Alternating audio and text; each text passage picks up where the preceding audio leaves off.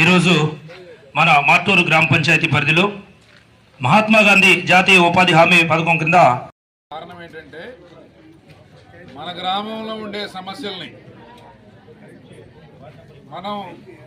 మనకి తెలుసు, వాటి గురించి మనకి బాధ్యత ఉంది. వాటిని పరిష్కారం చేసుకునే అధికారం మనకి కట్టబెట్టడం కోసం ముఖ్యమంత్రి నారా చంద్రబాబు నాయుడు గారు, అలాగే గౌరవ ఉప ముఖ్యమంత్రి శ్రీ కొనిదెల పవన్ కళ్యాణ్ గారు ఇద్దరూ కలిసి ఈ ఏర్పాటు చేశారు. మన మార్టూరు గ్రామానికి సంబంధించి ఈ మార్టూరులో ఉన్న సమస్యలు సాధారణంగా ఏముంటాయి?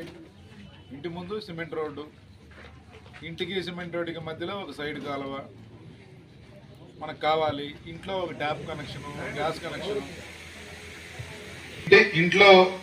ఇంటి ముందు సిమెంట్ రోడ్డు, సైడ్ డ్రైన్తో పాటు ఆ ఇంటికి ఒక గ్యాస్ కనెక్షన్, ఒక water tap connection, current connection. అలాగే గ్రామానికి సంబంధించిన ఇతర మన గ్రామానికి సంబంధించిన ఇష్యూస్ ఉంటాయి.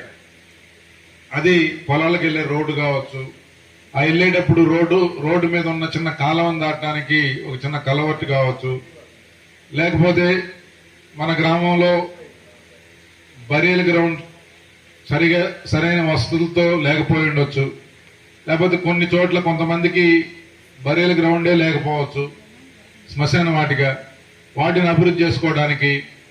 ఇట్లా గ్రామానికి సంబంధించిన ఎన్నో మన చెరువుల అభివృద్ధి కానీ, కుంటల అభివృద్ధి, లేకపోతే మన పంట కాలువలు పూడికతో కూరుకుపోయి ఉంటాయి, లేకపోతే ఈ యొక్క చెత్త చెదారం లేకపోతే వీడు మొలిసి ఉంటుంది, అవన్నీ కూడా బాగు చేసుకోవాలి. వీటితో పాటు మనం వ్యవసాయంతో పాటు పశువుల సంపద కూడా మన కాళ్ళ మీద మనకు నిలబడేటట్టు కొన్ని కుటుంబాలు దాని మీద పిల్లల్ని చదివించుకుంటూ స్థిరపడేదాకా ఆ వృత్తి కూడా సహకరిస్తూ ఉంది. దానికి సంబంధించి మనం జనరల్ గా పశువులు కష్టం వేసుకుంటాం, అది వర్షాలకు కానీ లేకపోతే గాలి తుఫాన్లు వచ్చినప్పుడు పడిపోతూ ఉంటుంది.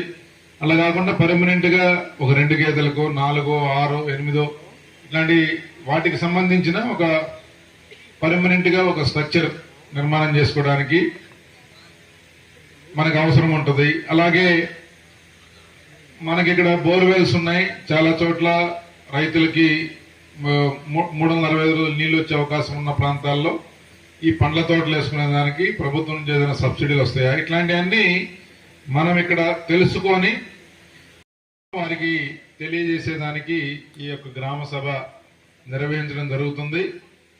ఇందులో ప్రజాప్రతినిధులు, సర్పంచ్ గారు, ఇంకా మన పంచాయతీ వార్డు మెంబర్లుగా ఉన్న మన సభ్యులు, ఇంకా ఈ యొక్క గ్రామ సచివాలయం పరిధిలోని మార్టూరు పంచాయతీ పరిధిలోని వివిధ సచివాలయాల్లో పనిచేస్తున్న సిబ్బంది, అలాగే మార్టూరులో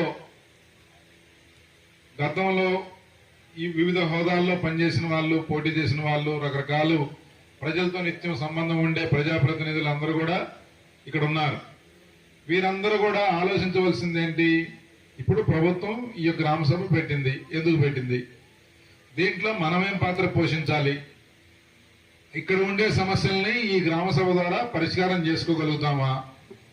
కాబట్టి దాని మీద మనం ఆలోచించి ఇక్కడ ఒక తీర్మానం రాసి, ఇదిగోండి మాకు ఈ జనార్దన్ కాలనీలో ఎస్టీలు అందరూ ఉంటారు, అక్కడ వారికి సరైన రోడ్డు సదుపాయం లేదు, ఇక్కడ నుంచి ఇక్కడికి రోడ్డు వేయాలి, లేకపోతే ఇక్కడ నుంచి ఇక్కడికి రోడ్డు ఉంది కానీ డ్రైన్ లేదు, ఆ డ్రైన్ కట్టించాలి. అలాగే మనం ఇప్పుడు మన బండాయేశ్వర గారి కాలనీకి వెళ్తా ఉన్నాం, ఆ దారంతా బాగలేదు.